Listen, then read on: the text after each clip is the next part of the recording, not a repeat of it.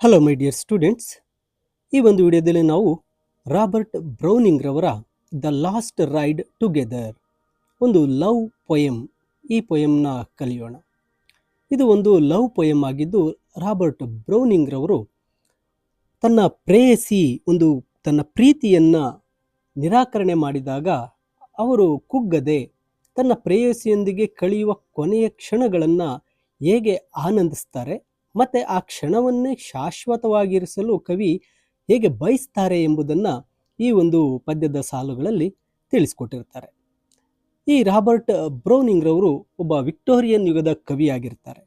ಈ ಒಂದು ಪದ್ಯವನ್ನು ಡ್ರಾಮ್ಯಾಟಿಕ್ ಮೊನಲಾಗ್ ಮೀನ್ಸ್ ಒಂದು ಏಕಪಾತ್ರಾಭಿನಯ ಅಂತ ಹೇಳ್ತೀವಲ್ಲ, ಆ ಒಂದು ರೂಪದಲ್ಲಿ, ಆ ಒಂದು ಫಾರಮ್ನಲ್ಲಿ ಬರೆದಿರ್ತಾರೆ. ಈ ಒಂದು ಪದ್ಯ ರಾಬರ್ಟ್ ಬ್ರೌನಿಂಗ್ ರವರ ಪ್ರೇಯಸಿಗೆ ತಮ್ಮ ಪ್ರೇಮ ನಿವೇದನೆಯನ್ನು, ತಮ್ಮ ಒಂದು ಲವನ್ನು ಎಕ್ಸ್ಪ್ರೆಸ್ ಮಾಡಿದಾಗ ಅದನ್ನು ಆಕೆ ತಿರಸ್ಕೃತಗೊಳಿಸಿದ್ದಾಳೆ, ಅಂದರೆ ತಿರಸ್ಕಾರ ಮಾಡಿದ್ದಾಳೆ. ಆದರೂ ಅವರು ಅವಳ ಮೇಲಿನ ಒಂದು ಪ್ರೀತಿಯನ್ನು ಸ್ವಲ್ಪವೂ ಕಡಿಮೆ ಮಾಡದೆ, ಅವರ ಮೇಲೆ ಕೋಪಗೊಳ್ಳದೆ, ಅವಳೊಂದಿಗೆ ಕೊನೆಯದಾಗಿ ಒಂದು ಬಾರಿ ಕುದುರೆ ಸವಾರಿ, ದ ಲಾಸ್ಟ್ ರೈಡ್ ಟುಗೆದರ್ ಮಾಡಲು ಕೇಳಿಕೊಳ್ತಾನೆ. ಆಕೆ ಆ ಒಂದು ಲಾಸ್ಟ್ ರೈಡ್ ಒಪ್ಪಿದಾಗ ಆ ಸವಾರಿಯ ಸಮಯದಲ್ಲಿ ಅವನ ಮನಸ್ಸಿನಲ್ಲಿ ಮೂಡುವ ಭಾವನೆಗಳನ್ನು ಈ ಒಂದು ಪೊಯಮ್ ಆಗಿ ಎಕ್ಸ್ಪ್ರೆಸ್ ಮಾಡಿದ್ದಾರೆ. ಈ ಒಂದು ಪದ್ಯದ ಒಂದು ಥೀಮ್ಸನ್ನು ಗಮನಿಸಿದಾಗ ಲವ್ ಅಂಡ್ ಆಪ್ಟಿಮಿಸಮ್, ಪ್ರೀತಿ ಮತ್ತು ಒಂದು ಆಶಾವಾದ. ಸಾಮಾನ್ಯವಾಗಿ ಪ್ರೀತಿಯಲ್ಲಿ ಒಂದು ಸೋತಾಗ ದುಃಖ ಪಡ್ತಾರೆ, ಆದರೆ ಈ ಒಂದು ಪದ್ಯ ಪ್ರೇಮಿ ಅತ್ಯಂತ ಒಂದು ಪಾಸಿಟಿವ್, ಒಂದು ಆಶಾವಾದಿಯಾಗಿ ಪದ್ಯವನ್ನು ಬರೆದಿದ್ದಾರೆ. ತನ್ನ ಪ್ರೀತಿ ವಿಫಲವಾದರೂ ಸಹ ಅವಳೊಂದಿಗೆ ಕಳೆಯುವ ಆ ಕೊನೆಯ ಕ್ಷಣವನ್ನು ಅವರು ಅತಿ ದೊಡ್ಡ ವಿಷಯವಂತ ಭಾವಿಸ್ತಾ ಈ ಪದ್ಯವನ್ನು ಬರೆದಿದ್ದಾರೆ. ನಂತರ ಲಿವಿಂಗ್ ಇನ್ ದ ಪ್ರೆಸೆಂಟ್, ಅಂದರೆ ಭವಿಷ್ಯದ ಭರವಸೆಗಳು ಸುಳ್ಳಾಗಿದ್ದರೂ ಅಥವಾ ಭೂತಕಾಲದ ನೆನಪುಗಳು ನೋವು ಕೊಡ್ತಾ ಇದ್ದರೂ ಸಹ ಆತ ಈ ಒಂದು ಪ್ರೆಸೆಂಟ್ ಮೂಮೆಂಟನ್ನು ಆನಂದಿಸ್ತಾ ಇದ್ದಾರೆ. ನಮಗೆ ಯಾವುದು ಸೂಕ್ತ ಎಂದು ಯಾರಿಗೆ ಗೊತ್ತು ಎಂಬ ಪ್ರಶ್ನೆಯ ಮೂಲಕ ಜೀವನದ ಒಂದು ಅನಿಶ್ಚಿತತೆಯನ್ನು ಅವರು ಇಲ್ಲಿ ಒಪ್ಕೊಳ್ತಾ ಇದ್ದಾರೆ. ಜೊತೆಗೆ ಎಕ್ಸ್ಪೀರಿಯನ್ಸ್ ವರ್ಸಸ್ ಆರ್ಟ್, ಇಲ್ಲಿ ಕವಿ ತನ್ನ ಸವಾರಿಯನ್ನು ಶಿಲ್ಪಿಗಳು ಮತ್ತು ಕವಿಗಳು ರಾಜಕಾರಣಿಗಳ ಸಾಧನೆಗೆ ಹೋಲಿಸ್ತಾನೆ. ಕವಿ ಮತ್ತು ಕವಿತೆಗಿಂತಲೂ ನೇರವಾದ ಜೀವನದ ಅನುಭವವನ್ನು, ಅವಳೊಂದಿಗಿನ ಸವಾರಿಯನ್ನು ಹೆಚ್ಚು ಮೌಲ್ಯ ಅಂತ ಅವರು ಹೇಳ್ತಾ ಇದ್ದಾರೆ. ಜೊತೆಗೆ ಇನ್ಸ್ಟಾಂಟ್ ಮೇಡ್ ಎಟರ್ನಿಟಿ, ಅಂದರೆ ಆ ಒಂದು ಕ್ಷಣ ಕೊನೆಯಲ್ಲಿ ಆ ಪ್ರೇಮಿ ಕವಿ ಒಂದು ಸುಂದರ ಕ್ಷಣವನ್ನು ಶಾಶ್ವತವಾಗಿ ಇರಿಸಲು ಬಯಸ್ತಾ ಇದ್ದಾರೆ. ಒಂದು ವೇಳೆ ಈ ಸವಾರಿ ಎಂದಿಗೂ ಮುಗಿಯದಿದ್ದರೆ ಅದೇ ಅವನಿಗೆ ಸ್ವರ್ಗಕ್ಕೆ ಸಮಾನ ಅಂತಕ್ಕಂಥದ್ದನ್ನು ಕವಿ ರಾಬರ್ಟ್ ಬ್ರೌನಿಂಗ್ ರವರು ಈ ಒಂದು ಪದ್ಯದಲ್ಲಿ ಈ ಒಂದು ಆಶಯಗಳನ್ನು ಇಟ್ಟು ಈ ಪದ್ಯವನ್ನು ಬರೆದಿರ್ತಾರೆ. ಮೈ ಡಿಯರ್ ಸ್ಟೂಡೆಂಟ್ಸ್, ಇದು ಸ್ಟ್ಯಾನ್ಸಾ ವೈಸ್ ನಾನು ಇಂಗ್ಲೀಷ್ನಲ್ಲಿ ಓದ್ತೇನೆ, ಕನ್ನಡದ ಒಂದು ಅರ್ಥವನ್ನು ಹೇಳ್ತಾ ಹೋಗ್ತೇನೆ. ಮೊದಲ ಸ್ಟ್ಯಾನ್ಸಾದಲ್ಲಿ ಹೇಳ್ತಾರೆ, I said then dearest since now at length my fate I know, since nothing all my love avails, since all my life seemed meant for fail, since this was written and needs must be, my whole heart rises up to bless your name in pride and thankfulness, take back the hope you gave, I claim only a memory of the same, and this beside, if you will not blame, your leave for one more last ride with me.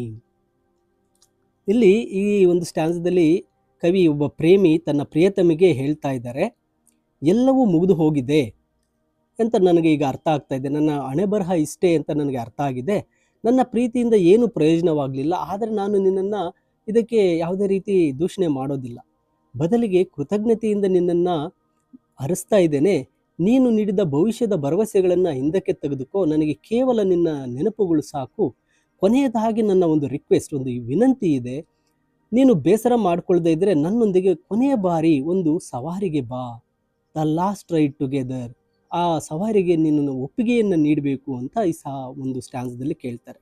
ಇಲ್ಲಿ ಪ್ರೇಮಿಯ ನಿಷ್ಕಲ್ಮಶ ಪ್ರೀತಿ ಮತ್ತು ಸೋಲನ್ನು ಸ್ವೀಕರಿಸುವ ಘನತೆ ಎದ್ದು ಕಾಣ್ತಾ ಇದೆ. ಆತ ಪ್ರೀತಿ ಸಿಗದಿದ್ದರೂ ದ್ವೇಷವನ್ನು ಸಾಧಿಸದೆ ಅಥವಾ ಒಂದು ಡಿಪ್ರೆಷನ್ಗೆ ಒಳಗಾಗದೆ ಸಿಕ್ಕ ಕ್ಷಣವನ್ನು ಸಂಭ್ರಮಿಸಲು ನಿರ್ಧರಿಸ್ತಾ ಇದ್ದಾರೆ. ಇನ್ನು ಸೆಕೆಂಡ್ ಸ್ಟ್ಯಾನ್ಸಾಗೆ ಬಂದಾಗ, my mistress bent that brow of hers, those deep dark eyes where pride demurs when pity would be softening through, fix in me a breathing while or two with lit or death in the balance right. The blood replenished me again. My last thought was at least not vain. I and my mistress side by side shall be together, breathe and ride. So one day more am I defied. ನೋಡಿ, ಈ second ಒಂದು ಎರಡನೇ ಸ್ಟ್ಯಾನ್ಸಾಗೆ ಬಂದಾಗ ತನ್ನ ಪ್ರೇಯಸಿ ಬಗ್ಗೆ ಹೇಳ್ತಾ ಇದ್ದಾರೆ. ಅವಳ ತನ್ನ ಹುಬ್ಬುಗಳನ್ನು ಕೆಳಕ್ಕೆ ಮಾಡಿ, ಅಂದರೆ ತನ್ನ ಆಕೆ ಐಬ್ರೋಸನ್ನು ಕೆಳಕ್ಕೆ ಮಾಡಿ ಆಳವಾದ ಕಣ್ಣುಗಳಿಂದ ಅವನನ್ನು ನೋಡ್ತಾ ಆಲೋಚಿಸ್ತಾ ಇದ್ದಾಳೆ. ಆ ಕ್ಷಣ ಆ ಕವಿಗೆ, ಪ್ರೇಮಿಗೆ ಜೀವನ ಮತ್ತು ಸಾವುಗಳ ನಡುವೆ ನಿಂತಂತೆ ಭಾಸ ಆಗ್ತಾ ಇದೆ. ಅವಳು ಏನು ಹೇಳ್ತಾಳೆ, ಅವಳು ಒಂದು ಕಣ್ಣುಬ್ಬನ್ನು ಕೆಳಗಿಳಿಸಿ ನೋಡ್ತಾ ಇರೋಬೇಕಾದ್ರೆ ತನಗೆ ಒಂದು ಜೀವನ ಸಾವುಗಳ ನಡುವೆ ನಿಂತಂತೆ ಆಗ್ತಾ ಇದೆ ಅಂತ ಹೇಳ್ತಾರೆ. ಕೊನೆಗೆ ಅವಳು ಒಪ್ಪಿಗೆ ನೀಡಿದಾಗ, ಆ ಸವಾರಿಗೆ ಹೋಗೋದಕ್ಕೆ ಒಪ್ಪಿಗೆ ನೀಡಿದಾಗ ಅವನ ದೇಹದಲ್ಲಿ ರಕ್ತ ಸಂಚಾರ ಹೆಚ್ಚಾಗುತ್ತೆ. ನನ್ನ ಕೊನೆಯ ಆಸೆ ವ್ಯರ್ಥವಾಗಲಿಲ್ಲ. ನಾವಿಬ್ಬರು ಪಕ್ಕಪಕ್ಕದಲ್ಲಿ ಕುಳಿತು ಸವಾರಿ ಮಾಡ್ತೇವೆ. ಇಂದು ನಾನು ದೇವ ಸದೃಶ್ಯನಾದೆ, ಡಿಫೈಡ್ ಅಂತ ಸಂಭ್ರಮಿಸ್ತಾ ಇದ್ದಾರೆ. ನಾನೊಬ್ಬ ದೇವ ಸದೃಶ್ಯನಾಗಿದ್ದೀನಿ, ನನ್ನ ಆಸೆ ಈಡೇರ್ತಾ ಇದೆ, ಅವಳು ಒಪ್ಕೊಂಡಿದ್ದಾಳೆ, ನಾವಿಬ್ಬರು ಪಕ್ಕಪಕ್ಕದಲ್ಲಿ ಕುಳಿತು ಒಂದು ಸವಾರಿಯನ್ನು ಮಾಡ್ತೇವೆ ಅಂತೇಳಿ ಆ ಕ್ಷಣವನ್ನು ಸಂಭ್ರಮಿಸ್ತಾ ಇದ್ದಾರೆ. ಅಲ್ಲಿ ಆ ಪ್ರೇಮಿ, ಅವಳು ಹೌದು ಎನ್ನುವ ಒಂದು ಅಕ್ಸೆಪ್ಟೆನ್ಸ್ ಅಥವಾ ಒಂದು ಪರ್ಮಿಷನ್, ಸಮ್ಮತಿ ಅವನಿಗೆ ಹೊಸ ಜೀವನವನ್ನು ನೀಡ್ತಾ ಇದೆ. ಅವನ ಪ್ರೀತಿಯನ್ನು ಆಕೆ ನಿರಾಕರಿಸಿದಾಳೆ, ಆದರೂ ಅವಳ ಒಂದು ಸಾಮೀಪ್ಯ, ಅವಳ ಪಕ್ಕದಲ್ಲಿ ಕುಳಿತುಕೊಳ್ಳೋದು ಅವನಿಗೆ ಒಂದು ಸ್ವರ್ಗದ ಸುಖವನ್ನು ನೀಡುತ್ತೆ ಅನ್ನೋದು ಈ ಸ್ಟ್ಯಾನ್ಸದಲ್ಲಿ ಹೇಳ್ತಾ ಇದ್ದಾರೆ. ಇನ್ನು ಮೂರನೇ ಸ್ಟ್ಯಾನ್ಸಾಗೆ ಬಂದಾಗ, hush if you saw some western cloud all billow bosomed over bowed by many benedictions, sun and the moons and evening stars at once, and so you looking and loving best, conscious grew your passion drew cloud, sunset, moonrise, starshine too, down on your near and yet more near, till flesh must fade for heaven was here. Thus lent she and lingered joy and fear, thus lay she is moment on my breast.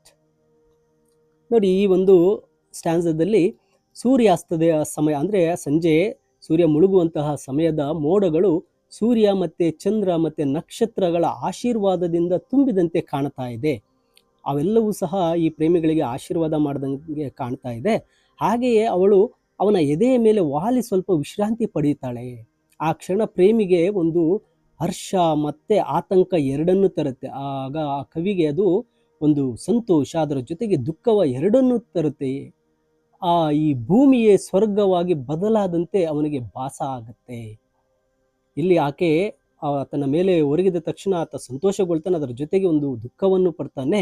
ಭೂಮಿಯ ಸ್ವರ್ಗ ಅಂತ ಅಂದ್ಕೋತಾನೆ. ಪ್ರಕೃತಿಯ ಸೌಂದರ್ಯ ಮತ್ತು ಪ್ರೇಯಸಿಯ ಸಾಮೀಪ್ಯ ಒಂದಾದಾಗ ಈ ಒಂದು ಜಗತ್ತು ಮರೆತು ಹೋಗುತ್ತೆ. ಇದು ಆಧ್ಯಾತ್ಮಿಕ ಅನುಭವದಂತೆ ಆತನಿಗೆ ಭಾಸ ಆಗ್ತಾ ಇದೆ. ಆತ ಈ ಭೂಮಿಯನ್ನು ಮರಿತಾ ಇದ್ದಾನೆ. ಆತ ಒಬ್ಬ ಸ್ವರ್ಗದಲ್ಲಿ ಆ ಒಂದು ಅನುಭವವನ್ನು, ಸ್ವರ್ಗೀಯ ಅನುಭವವನ್ನು ಅನುಭವಿಸ್ತಾ ಇದ್ದಾನೆ.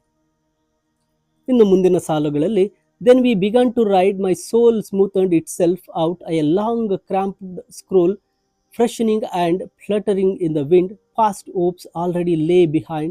What need to strive with a life away? Had I said that, had I gone this, so might I gain, so might I miss. Might she have loved me just as she might have hated? Who can tell? Where had I been now if the worst befall? And here we are riding, she and I. ನೋಡಿ, ಈ ಸ್ಟ್ಯಾನ್ಸಾದಲ್ಲಿ ಹೇಳ್ತಾ ಇರ್ತಕ್ಕಂಥದ್ದು, ಅವರು ಸವಾರಿ ಮಾಡಲು ಪ್ರಾರಂಭಿಸಿದ್ದಾರೆ. Last ride, ಕುದುರೆ ಮೇಲೆ ಕುತ್ಕೊಂಡು ಹೋಗ್ತಾ ಇದ್ದಾರೆ. ಆಗ ಅವನ ಒಂದು ಆತ್ಮವು ಒಂದು ರೀತಿ ಸುಕ್ಕುಗಟ್ಟಿದ ಕಾಗದವು ಗಾಳಿಯಲ್ಲಿ ತೇಲಿದಂತೆ ತುಂಬ ಹಗುರವಾಗ್ತಾ ಇದೆ. ಹಳೆಯ ನೋವುಗಳನ್ನು ಮರೆತು ಹೋಗ್ತಾ ಇದ್ದಾವೆ. ನಾನು ಹೀಗೆ ಮಾಡದಿದ್ದರೆ ಅವಳು ಪ್ರೀತಿಸ್ತಾ ಇದ್ಲೆ, ಹಾಗೆ ಮಾಡಿದರೆ ಸಿಗ್ತಾ ಇದ್ಲೆ ಎಂಬ ಯೋಚನೆಗಳಲ್ಲಿ ಈಗ ಅರ್ಥವಿಲ್ಲ. ಅವಳ ಪ್ರೀತಿಸಬಹುದಿತ್ತು ಅಥವಾ ನನ್ನನ್ನು ದ್ವೇಷ ಮಾಡಬಹುದಿತ್ತು. ಆದರೆ ಈಗ ನಡೀತಾ ಇರ್ತಕ್ಕಂಥದ್ದು ನಿಜ. ನಾವಿಬ್ಬರು ಒಟ್ಟಿಗೆ ಸವಾರಿ ಮಾಡ್ತಾ ಇದ್ದೇವೆ. ಅವಳು ನನ್ನ ಪ್ರೀತಿಸ್ತಾಳೋ ನನ್ನ ಬಿಡ್ತಾಳೋ ಗೊತ್ತಿಲ್ಲ. ನಾನು ಹಾಗೆ ಮಾಡಿದರೆ ಅವಳು ನನ್ನನ್ನು ಪ್ರೀತಿಸ್ತಾ ಇಲ್ವಾ ಅನ್ನೋದನ್ನು ಯೋಚನೆ ಮಾಡದೆ ಈಗ ನಡೀತಾ ಇರೋದೇ ಸತ್ಯ, ನಾವಿಬ್ಬರು ಒಟ್ಟಿಗೆ ಸವಾರಿ ಮಾಡ್ತಾ ಇದ್ವಿ ಅಂತ ಹೇಳ್ತಾರೆ. ಅಂದರೆ ಹಾಗಾಗಿದ್ದರೆ ಚೆನ್ನಾಗಿತ್ತು ಎಂಬ ಭೂತಕಾಲದ ವ್ಯರ್ಥ ಚಿಂತನೆಗಳನ್ನು ಬಿಟ್ಟು ಈಗ ಒಂದು ಪ್ರೆಸೆಂಟ್ ಮೂಮೆಂಟ್ನಲ್ಲಿ, ಪ್ರಸ್ತುತ ಒಂದು ಸಮಯದಲ್ಲಿ ಬದುಕುವುದು ಮುಖ್ಯ ಎಂಬ ಜೀವನ ಪಾಠವನ್ನು ಅಥವಾ ಪ್ರೆಸೆಂಟ್ ಟೈಮನ್ನು ನಾವು ಮಿಸ್ ಮಾಡ್ಕೋಬಾರ್ದು ಅನ್ನೋದನ್ನು ಕವಿ ಇಲ್ಲಿ ಹೇಳ್ತಾ ಇದ್ದಾರೆ. Fail I alone in words and deeds? Why all men strive and who succeeds?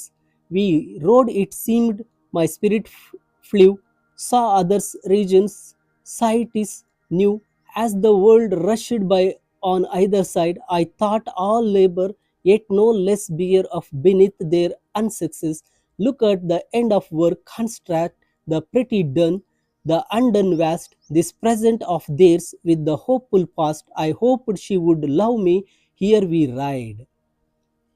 ಅಂದರೆ ಈ ಸಾಲುಗಳಲ್ಲಿ ಹೇಳಲು ಹೊರಟಿರ್ತಕ್ಕಂಥದ್ದು, ಜೀವನದಲ್ಲಿ ಸೋತಿರ್ತಕ್ಕಂಥದ್ದು ನಾನು ಮಾತ್ರವೇ. ಪ್ರತಿಯೊಬ್ಬ ಮನುಷ್ಯನು ಪ್ರಯತ್ನಿಸ್ತಾನೆ, ಆದರೆ ಎಲ್ಲರೂ ಯಶಸ್ವಿ ಆಗ್ತಾರೆ. ಪ್ರಪಂಚದಲ್ಲಿ ಎಲ್ಲರೂ ಕಷ್ಟಪಡ್ತಾರೆ, ಆದರೆ ಫಲಿತಾಂಶ ಮಾತ್ರ ಸ್ವಲ್ಪವೇ ಸಿಗುತ್ತೆ.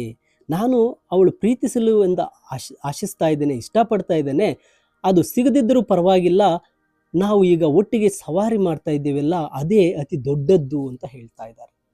ಮಾನವನ ಸಾಧನೆಗಳು ಅವನ ಆಸೆಗಳಿಗೆ ಹೋಲಿಸಿದರೆ ತುಂಬ ಚಿಕ್ಕದ್ದು. ನಿರಾಸೆಯ ನಡುವೆಯೂ ಸಮಾಧಾನವನ್ನು ಕಂಡುಕೊಳ್ಳುವ ಗುಣವನ್ನು ಇಲ್ಲಿ ಕವಿ ಹೇಳ್ತಾ ಇದ್ದಾರೆ.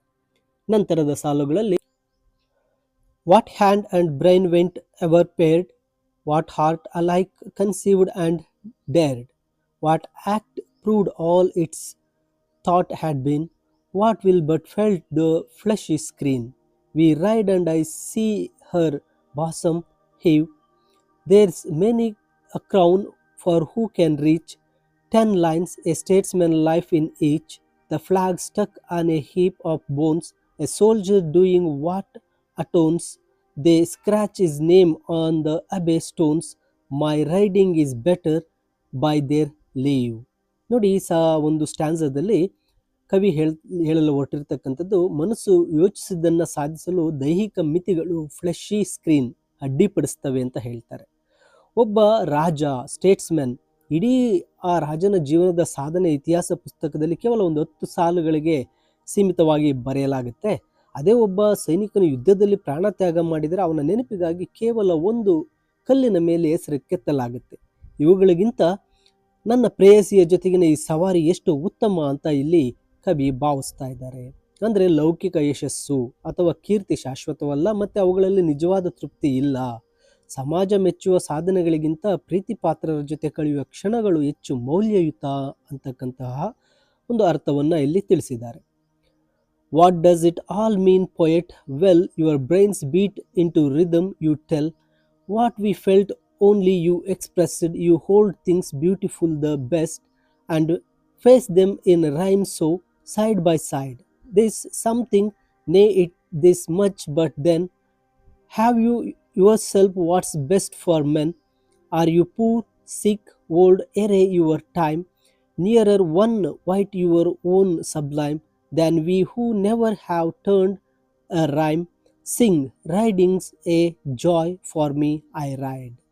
ಈ ಒಂದು ಸ್ಟ್ಯಾನ್ಸದಲ್ಲಿ ಕವಿ ಒಬ್ಬ ಕವಿಯನ್ನು ಉದ್ದೇಶಿಸಿ ಮಾತನಾಡ್ತಾನೆ. ಕವಿಯು ಸಾಮಾನ್ಯರು ಅನುಭವಿಸುವ ಭಾವನೆಗಳಿಗೆ ಕೇವಲ ಶಬ್ದ ಮತ್ತು ಲಯವನ್ನು, ಅಂದರೆ ಒಂದು ಸಾಲುಗಳನ್ನು ನೀಡ್ತಾನೆ. ಆದರೆ ಆ ಕವಿ ನಿಜ ಜೀವನದಲ್ಲಿ ಬಡವನಾಗಿ, ಅನಾರೋಗ್ಯದಿಂದ ಅಥವಾ ಅಕಾಲಿಕವಾಗಿ ಒಂದು ಮುಪ್ಪನ್ನು, ವಯಸ್ಸನ್ನು ಅಥವಾ ಸಾವನ್ನು ಹೊಂದಿರಬಹುದು. ಕವಿಯು ಕಲ್ಪನೆಯಲ್ಲಿ ಬರೆಯುವುದಕ್ಕಿಂತ ಪ್ರೇಮಿ ಅನುಭವಿಸ್ತಾ ಇರ್ತಕ್ಕಂಥ ಈ ಕ್ಷಣದ ಸವಾರಿ, ಈ ಒಂದು ರೈಡ್ ಹೆಚ್ಚು ನಿಜವಾದದ್ದು, ಸತ್ಯವಾದದ್ದು, ಇದು ತುಂಬ ಉತ್ತಮವಾದದ್ದು ಅಂತ ಕವಿ ಹೇಳ್ತಾನೆ.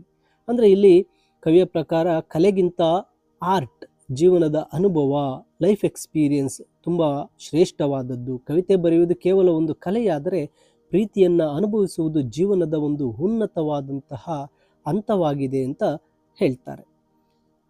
And you great sculptor, so you gave a score of years to art, her slave, and that's your Venus. Whence we turn to yonder girl that fords the burn, you acquaintance, and shall I ripen? What man of music, you grown grey, with notes and nothing else to say? Is this your sole prize from a friend? Greatly is opera strained intent, but in music we know how passions end. I give my youth, but we ride in fine.